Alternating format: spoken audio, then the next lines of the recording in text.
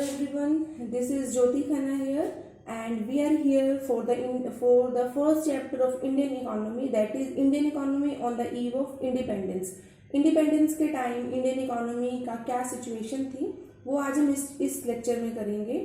तो Indian economy eight the time of independence के time Indian economy की various situations, for example agricultural sector की क्या performance थी, industrial sector, demographic profile, foreign trade, occupational structure, infrastructural sector etcetera. तो ये जो first chapter है ये बताता है कि इंडियन इकोनॉमी, ब्रिटिशर्स ने इंडियन इकोनॉमी को किस तरह से एक्सप्लॉइट किया, किस तरह से वो इंडियन इकोनॉमी के मेजर एडवांटेजेस उन लोगों ने लिए और इंडियन इकोनॉमी को एक बैकवर्ड स्टेट में ब्रिटिशर्स ने पहुंचाया। तो इसका जो फर्स्ट टॉपिक है that is colonial exploitation of Indian economy under the British rule. Colonial exploitation का मीनिंग क्या होता है कि ब्रिटिश रूल के टाइम ब्रिटिशर्स ने किस तरह से इंडियन इकोनॉमी को एक्सप्लॉइट किया, किस तरह से उन्होंने मेजर एडवांटेजेस इंडियन इकोनॉमी से लिए और इंडियन इकोनॉमी को किस तरह से हानियां या फिर लिमिटेशंस को फेस करना पड़ा। तो फर्स्ट जो कॉलोनियल एक्सप्लॉयटेशन है, colonial exploitation of agricultural sector. Agricultural sector में किस तरह से कॉलोनियल एक्सप्लॉयटेशन हुआ? एग्रीकल्चरल सेक्टर में before independence there were 3 major systems. For number 1 is zamindar, number 2 is tiller and number 3 is government. तो जो 3 सिस्टम्स थे या फिर 3 पार्टीज जिसको हम कॉल कर सकते हैं, zamindar, tiller and government. Tillers are known as labourers of the country. जो लेबरर्स थे उसी को टिलर्स का नेम दिया है। जमींदार्स का काम क्या होता था? जमींदार्स का काम होता था अपनी जमीन को, अपनी लैंड को टिलर्स को रेंट पर देना, और टिलर्स जब उस पर वर्क करते थे और जितनी प्रोडक्शन होती थी उसका मेजर पार्ट उनको जमींदार्स को देना होता था। रीजन कि उनको मेजर पार्ट जमींदार्स को क्यों देना होता था, इसका मेजर रीजन ये है क्योंकि उस टाइम मार्केटिंग सिस्टम प्रॉपर नहीं था। तो मार्केटिंग सिस्टम प्रॉपर ना होने की वजह से उनको अपना मेजर जो क्रॉप्स का प्रोडक्शन है वो जमींदार्स को ही सेल करने के लिए फोर्स्ड सेल उन्हें करना पड़ता था। तो जमींदार्स का वर्क होता था टिलर से मैक्सिमम प्रोडक्शन को वापस लेना और उसका कुछ पार्ट गवर्नमेंट को टैक्सेस में पे करना, लेकिन बजाय कि वो गवर्नमेंट को प्रॉपर टैक्सेस पे करने के उसका कुछ पोर्शन जमींदार अपनी लग्जरीज लाइफ के लिए रख लेते थे। तो जमींदार्स ने टीलर्स को एक्सप्लॉइट किया, गवर्नमेंट ने टैक्सेस के थ्रू टीलर से क्रॉप्स का कुछ पोर्शन कलेक्ट किया। तो ये मेजर था एग्रीकल्चरल सेक्टर का exploitation at the time of British rule के time. Second is colonial exploitation of industrial sector. Industrial sector में कॉलोनियल एक्सप्लॉयटेशन कैसे हुआ? इंडस्ट्रियल सेक्टर में major at the time of independence industry was known for its handicrafts. जो Indian industries थी वो अपने handicrafts industry के लिए जानी जाती थी, लेकिन ब्रिटिशर्स के आने से धीरे धीरे जो हैंडीक्राफ्ट इंडस्ट्री थी उसका डिके होने लगा, हैंडीक्राफ्ट इंडस्ट्री धीरे धीरे र्यून होने लगी। इसका मेजर रीजन भी क्या था कि ब्रिटिशर्स ने इंडियन हैंडीक्राफ्ट्स को आउटसाइड कंट्री अगर एक्सपोर्ट किया जा रहा है तो उसके ऊपर हैवी ड्यूटीज जो है वो लगा दी। हैवी ड्यूटीज लगाने की वजह से handicraft products outside India costly sale होने लगे। लेकिन अगर ब्रिटिशर्स के रेडी प्रोडक्ट्स अगर इंडिया में आ रहे थे तो उन्होंने उसको ड्यूटी फ्री किया। ड्यूटी फ्री होने की वजह से उनके जो प्रोडक्ट्स थे वो इंडिया में लेस कॉस्टली थे, चीप प्रोडक्ट्स थे। तो इंडियन प्रोडक्ट्स की demand comparatively outside countries slow होने लगी और जो ब्रिटिशर्स के रेडी प्रोडक्ट्स थे उनकी demand in India comparatively increase होने लगी। तो धीरे धीरे जो इंडस्ट्रियल सेक्टर था उसका भी ब्रिटिशर्स ने एक्सप्लॉयटेशन किया। Number 3 is colonial exploitation of international trade. International trade का भी कॉलोनियल एक्सप्लॉयटेशन हुआ। अब इंटरनेशनल ट्रेड का कॉलोनियल एक्सप्लॉयटेशन किस फॉर्म में हुआ? जो इंडिया का इंटरनेशनल ट्रेड था वो most of the trade just great Britain के साथ हो रहा था। More than 50% was just with great Britain. Great Britain के साथ 50% से ज़्यादा ट्रेड था। उसमें भी जो इंडियन ट्रेड था वो मेजर उसकी आइटम्स कौन सी थी? जो इंडिया से एक्सपोर्ट हो रहा था वो रॉ मटेरियल का हो रहा था, और इंडिया जो नॉर्मली इंपोर्ट कर रहा था वो ब्रिटेन के रेडी प्रोडक्ट्स को इंपोर्ट कर रहा था। Besides ready products of Britain, India was importing capital goods and most of the consumer goods also. जो इंडिया था वो कंज्यूमर गुड्स और कैपिटल गुड्स की भी डिमांड कर रहा था. तो जो इंटरनेशनल ट्रेड था वो just was limited with one country only, वो एक ही कंट्री तक लिमिटेड रहा और इंडिया का जो इंपोर्ट एक्सपोर्ट की आइटम्स थी वो भी कुछ पोर्शन तक ही लिमिटेड रह गई. तो कॉलोनियल एक्सप्लॉयटेशन जो था वो ब्रिटिशर्स ने एग्रीकल्चरल सेक्टर में किया, इंडस्ट्रियल सेक्टर में किया एंड नंबर 3 इंटरनेशनल ट्रेड में किया. Yes, next topic is features of Indian economy on the eve of independence. की इंडिपेंडेंस के टाइम मेजर जो इंडियन इकोनॉमी थी उसके क्या क्या फीचर्स थे. Number 1 is stagnant economy. जो इंडियन इकोनॉमी थी दैट वाज स्टैग्नेंट. स्टैग्नेंट का मीनिंग क्या होता है? स्टैग्नेंट मीन्स स्थिर, जो एक जगह स्टेबल हो जाती है, that term is called stagnant. तो इंडियन इकोनॉमी स्टैग्नेंट इकोनॉमी थी, उसमें कोई भी ग्रोथ प्रोसेस नहीं हो रही थी, अगर हो भी रही थी तो नेग्लिजिबल थी, ना के बराबर थी. तो स्टैग्नेंट इकोनॉमी इसमें बता रखा है कि जो इंडियन इकोनॉमी में ग्रोथ रेट थी was just with 0.5% annually. Indian economy में ग्रोथ रेट 0.5% एनुअली हो रही थी. तो ये जो ग्रोथ रेट थी अगर हम कंपेयर करें दूसरी कंट्रीज के साथ तो इन कंपैरिजन बहुत कम थी. और जो 0.5% थी वो 1860 टू 1945 तक इंडियन ग्रोथ रेट थी, ओवरऑल ग्रोथ रेट थी पर एनम. एक साल के अंदर जो ग्रोथ रेट हो रही थी वो 0.5% से एनुअल इंक्रीज था, जो कि ना के बराबर थी, नेग्लिजिबल थी. तो इसी वजह से इंडियन इकोनॉमी को स्टैग्नेंट इकोनॉमी कहा है कि जहां पर ग्रोथ के कोई चांसेस नहीं होते तो ऐसी इकोनॉमी स्टैग्नेंट इकोनॉमी कहलाती है. Second is backward economy. Indian economy को बैकवर्ड इकोनॉमी को कैटेगराइज किया गया. अब बैकवर्ड इकोनॉमी होने का रीजन क्या था कि इंडियन इकोनॉमी में जो पर कैपिटा इनकम थी, जो प्रति व्यक्ति आय थी, वो भी बहुत कम थी. जो पर कैपिटा इनकम थी वो थी जस्ट 230 रुपीज, 230 रुपये पर कैपिटा इनकम थी. तो पर कैपिटा इनकम कम होने की वजह से भी इंडियन इकोनॉमी बैकवर्ड इकोनॉमी के अंदर धीरे धीरे कन्वर्ट होने लगी. Third is agricultural backwardness. जो एग्रीकल्चरल सेक्टर था वो भी बैकवर्ड था. अब एग्रीकल्चरल सेक्टर बैकवर्ड कैसे था कि इंडियन पॉपुलेशन है, जो Indian population, most of the population at the time of independence was dependent on agricultural sector. Agricultural sector पर most of the population depend करती थी, लेकिन जो एग्रीकल्चरल सेक्टर में जितनी प्रोडक्टिविटी होनी चाहिए वो उतनी प्रोडक्टिविटी नहीं हो रही थी. तो मोस्ट ऑफ द पॉपुलेशन का जो मेजर सोर्स ऑफ लिवलीहुड है वो भी एग्रीकल्चरल सेक्टर था. तो ऐसे में एग्रीकल्चरल सेक्टर में जहाँ पर प्रोडक्शन इंक्रीज होना चाहिए, ऐसा प्रोडक्शन इंक्रीज होने के वहाँ पर कोई भी साइन ऑफ इंडिकेटर्स नहीं थे. तो इसी वजह से जो एग्रीकल्चरल सेक्टर था उसको भी बैकवर्ड ट्रीट किया. साथ के साथ प्रोडक्टिविटी भी कम थी एंड सिमिलरली जो एग्रीकल्चरल सेक्टर था वो old methods, old techniques, old irrigation facilities, इन सब चीज़ों को यूज़ करा था. इरिगेशन फैसिलिटीज इंडिया में ना के बराबर थी. Most of the agricultural sector was dependent on rainfall. Rainfall के ऊपर डिपेंड करता था. इरिगेशन फैसिलिटीज भी इंडिया में प्रॉपर नहीं थी. Next is industrial backwardness. जो इंडस्ट्रियल सेक्टर था वो भी बैकवर्ड था. अब इंडस्ट्रियल सेक्टर के बैकवर्ड होने का रीजन जो भी हमने फर्स्ट टॉपिक में ही किया कि इंडस्ट्रियल सेक्टर बैकवर्ड कैसे था कि यहाँ से जो इंडियन आइटम्स का एक्सपोर्ट होना था वो जस्ट रॉ मटेरियल तक ही लिमिटेड था.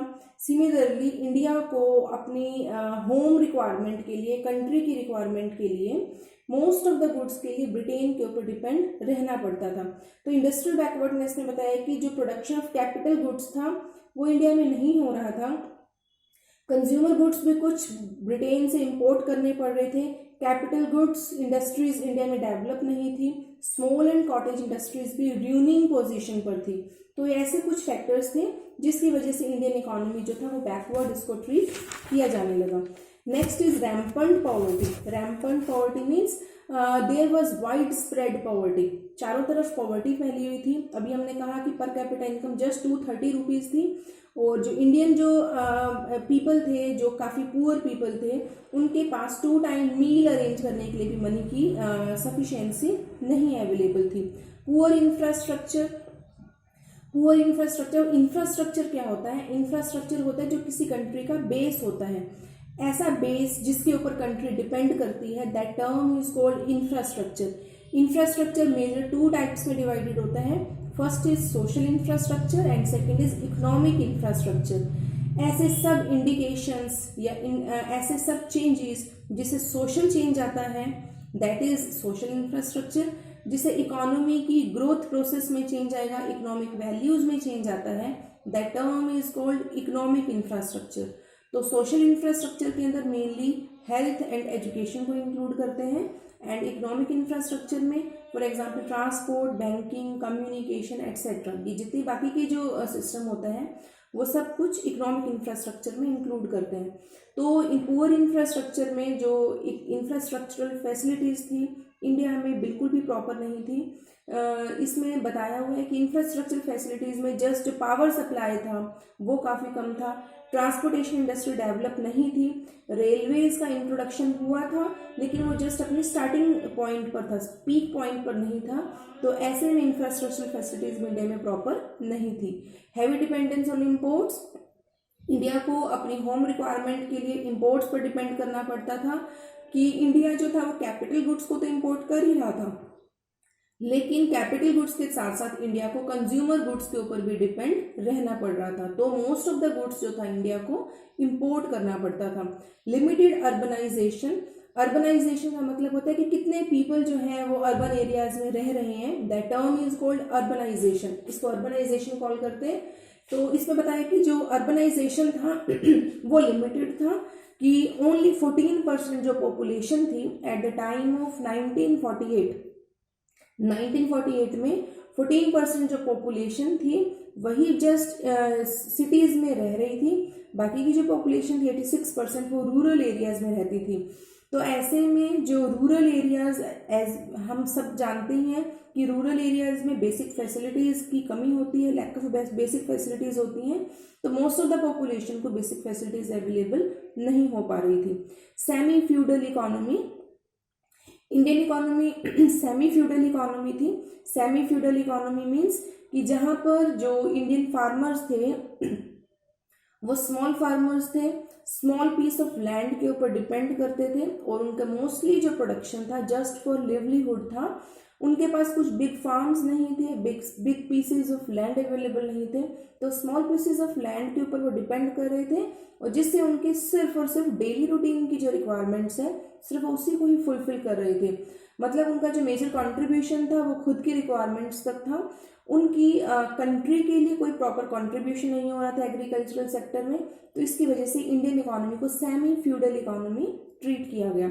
Last is colonial economy. जो इंडियन इकोनॉमी थी वो ब्रिटिशर्स के लिए कॉलोनी का वर्क कर रही थी, वो उनके लिए एक मार्केट प्लेस था कि ब्रिटिशर्स के लिए उनके जो रेडी प्रोडक्ट्स हैं इंडियन मार्केट उनके लिए एक मार्केट प्रूव हो रहा था, जिससे कि वो इजीली अपने गुड्स को यहाँ पर आकर सेल कर सकें। तो ब्रिटिशर्स के जो फिनिश प्रोडक्ट्स थे वो इंडिया में आकर सेल हो रहे थे। इंडियन जो रॉ मटेरियल था वो ब्रिटिशर्स को वेरी चीप रेट्स पर अवेलेबल हो रहा था और इसके अलावा जो इंडियन आर्टिजन्स थे उनको फोर्स किया जाता था कि जो डिमांड ब्रिटिशर्स कर रहे हैं उनके अकॉर्डिंगली वो अपने गुड्स को प्रोड्यूस करें। तो धीरे धीरे ऐसा कैसे होता गया कि इंडियन हैंडीक्राफ्ट्स इंडस्ट्री डिके होती गई क्योंकि उनकी प्राइस काफ़ी ज़्यादा था। इसके अलावा जो इंडियन इंडस्ट्रीज थी कुछ लिमिटेड प्रोडक्ट्स तक ही सीमित रह गई। इंडिया को मोस्टली रिक्वायरमेंट्स के लिए ब्रिटेन के ऊपर डिपेंड रहना पड़ा। तो ये कुछ ऐसे फीचर्स थे इंडियन इकोनॉमी के जो eight the time of independence था कि eight the time of independence Indian economy backward economy थी, स्टेगनेंट इकोनॉमी थी।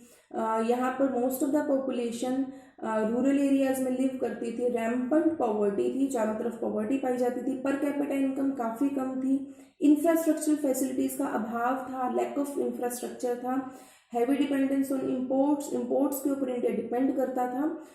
इसके अलावा colonial economy and semi feudal economy India को ट्रीट किया गया। ये था कि इंडियन इकोनॉमी की क्या क्या बेसिक फीचर्स थे। Next topic is agricultural sector on the eve of independence की एग्रीकल्चरल सेक्टर इंडिपेंडेंस के टाइम उसकी क्या सिचुएशन थी। इसके जो एग्रीकल्चरल सेक्टर है, इससे कुछ फीचर्स हमने अभी जो स्टार्टिंग में चैप्टर किया उसमें से इसके हम फीचर्स ड्रॉ आउट कर सकते हैं। सिमिलरली जो भी अभी हमने कहा कि इरिगेशन फैसिलिटीज अवेलेबल नहीं थी, एग्रीकल्चरल सेक्टर में प्रोडक्टिविटी कम थी, तो कुछ फीचर्स हम वहाँ से ड्रॉ कर सकते हैं कि एग्रीकल्चर सेक्टर के बेसिक फीचर्स कौन कौन से थे eight the time of independence. Number 1 is low production and productivity. और लो प्रोडक्शन प्रोडक्टिविटी में डिफरेंस क्या है? लो प्रोडक्शन मीन्स कि जितनी क्रॉप्स प्रोड्यूस हो रही हैं उनका कितना टोटल प्रोडक्शन हो रहा है, that term is called production. उस टर्म को हम प्रोडक्शन कॉल करते हैं, जो कि इंडिया में बताया कि अगर हम दूसरी कंट्रीज के साथ कंपेयर करें कि अलग अलग क्रॉप्स का अगर हम प्रोडक्शन को कंपेयर करते हैं तो इंडियन क्रॉप्स का जो प्रोडक्शन था वो काफ़ी कम था। Productivity means production according to per hectare of land, per square hectare of land, एक स्क्वायर हेक्टेयर लैंड पर कितना प्रोडक्शन हो रहा है, अगर इसकी जब हम मेजरमेंट करते हैं that term is called productivity. इस टर्म को हम प्रोडक्टिविटी कॉल करेंगे। तो इंडियन इकोनॉमी में जो एग्रीकल्चरल सेक्टर था वो उसकी प्रोडक्शन भी कम थी और सिमिलरली उसकी प्रोडक्टिविटी भी पर स्क्वायर हेक्टेयर लैंड काफ़ी कम थी। अगर हम इसमें एग्जांपल लें कि वीट एंड राइस का, कि 1947 में जो वीट था उसका प्रोडक्शन जो था वो जस्ट 660 kg पर हेक्टेयर था। सिमिलरली अगर हम आज के टाइम में इसमें 2016-17 का डाटा अवेलेबल है जो कि 3216 हुआ। तो कुछ ऐसे क्रॉप्स का इसमें मेंशन है कि जो डिफरेंट क्रॉप्स हैं उनका प्रोडक्शन काफ़ी कम हो रहा था, पर स्क्वायर हेक्टेयर ऑफ लैंड भी उनका प्रोडक्शन काफ़ी कम था। Similarly high degree of uncertainty, uncertainty means अनिश्चितता, कि इंडियन इकोनॉमी में जो एग्रीकल्चरल सेक्टर था that was uncertain in regarding with irrigation facilities. Irrigation facilities में अनसर्टेनिटी थी, इंडिया के पास प्रॉपर इरिगेशन फैसिलिटीज अवेलेबल नहीं थी उस टाइम। तो इंडियन जो फार्मर्स थे उनको अपने मोस्ट ऑफ द प्रोडक्शन के लिए रेनफॉल के ऊपर डिपेंड रहना पड़ता था। तो रेनफॉल के ऊपर डिपेंड रहने से क्या होता था कि अगर सपोज कि अच्छी रेनफॉल हो रही है तो प्रोडक्शन इंक्रीज होने के चांसेस हैं, लेकिन अगर रेनफॉल बेटर नहीं है, पुअर रेनफॉल हो रही है, तो नेचुरली जो हार्वेस्ट प्रोडक्शन है वो भी कंपैरेटिवली कम होता था। बिसाइड्स इरिगेशन फैसिलिटीज, इसमें ये भी है कि सपोज अगर क्रॉप्स रेडी प्रोडक्ट्स हैं, इस टाइम तैयार हो चुकी हैं और उस टाइम अगर रेनफॉल की रिक्वायरमेंट नहीं है, तो ऐसे में अगर रेनफॉल होता है, बारिश आती है, तो नेचुरली क्रॉप्स का प्रोडक्शन उस टाइम पे डिस्ट्रॉय होने का चांसेस होता है। ये प्रॉब्लम हम आज के टाइम में भी कह सकते हैं कि इंडिया में अभी भी इसका कोई एक प्रॉपर सिस्टम नहीं बना हुआ। तो अनसर्टेनिटी जो है वो एग्रीकल्चरल सेक्टर में रेनफॉल से रिलेटेड रहती है। Third is dominance of subsistence farming. Subsistence farming अब क्या होता है? Subsistence farming means farming done just for livelihood. जो फार्मिंग सिर्फ लिवलीहुड के लिए, जीवन यापन के लिए की जाती है, ऐसी फार्मिंग को सब्सिस्टेंस फार्मिंग कॉल करते हैं। तो eight the time of independence जो एग्रीकल्चरल सेक्टर में फार्मिंग थी वो सब्सिस्टेंस फार्मिंग थी। इसका मेजर टारगेट था कि फार्मर्स अपनी जो रूटीन एक्टिविटीज़ हैं उस पर्पज़ के लिए फार्मिंग कर सकें और अपने परिवार का जो है जस्ट उनके लिए सिर्फ वर्क कर सकें, उनका टारगेट सिर्फ इतना ही था। तो कमर्शियलाइजेशन उस टाइम फार्मिंग का नहीं था। तो कमर्शियलाइजेशन ना होने की वजह से इंडियन फार्मर्स अपनी जो लिवलीहुड था उसमें किसी भी टाइप के प्रॉफिट्स अर्न नहीं कर पा रहे थे। Next point is gulf between honours of the soil and tillers of the soil. ये भी हमने जब कॉलोनियल एक्सप्लोटेशन किया तो उसमें 3 सेक्टर्स हमने कहा था कि 3 पार्टीज होती हैं। First is tiller zamindars, second is tillers of the society and third is government. तो इसमें क्या है कि tillers of the society and honours के बीच एक गल्फ था, मतलब उनके बीच कुछ कॉन्फ्लिक्ट्स पाए जाते थे। किस रीजन से? कि टिलर्स मतलब जो फार्मर्स उसके ऊपर वर्क करते थे, एट लास्ट उसका मेजर क्रॉप्स का प्रोडक्शन कौन ले जाता था? जमींदार्स। जो जमींदार्स थे वो उस सॉइल के, उस लैंड के ऑनर्स उनको ट्रीट करते हैं। तो ऐसे में जब जमींदार उनकी क्रॉप्स का मेजर पोर्शन ले जाते थे तो ऐसे में उनको एक मेंटल सेटिस्फेक्शन रिसीव नहीं होती थी। नेचुरली अगर वर्क वो पूरे साल उसके ऊपर वर्क कर रहे हैं, टीलर्स उसके ऊपर वर्क कर रहे हैं, तो मेजर क्रॉप्स का राइट भी उनका बनता है, लेकिन ऐसे में वो क्रॉप्स का राइट कौन ले रहे थे? जमींदार्स ले रहे थे। तो ऐसे में उनके बीच कुछ कॉन्फ्लिक्ट्स एग्जिस्ट करते थे। स्मॉल एंड फ्रेगमेंटेड होल्डिंग्स, उस टाइम जो होल्डिंग्स का साइज था वो छोटा था तो छोटा साइज होने की वजह से जो बेटर जो रेवेन्यूज हैं, बेटर जो प्रोडक्शन है वो अवेलेबल नहीं हो सकता। फॉर एग्जांपल जितने छोटे size of small land holdings होंगे उसके ऊपर मैकेनाइज्ड मशीन्स या mechanised means of production use नहीं कर सकते। सिमिलर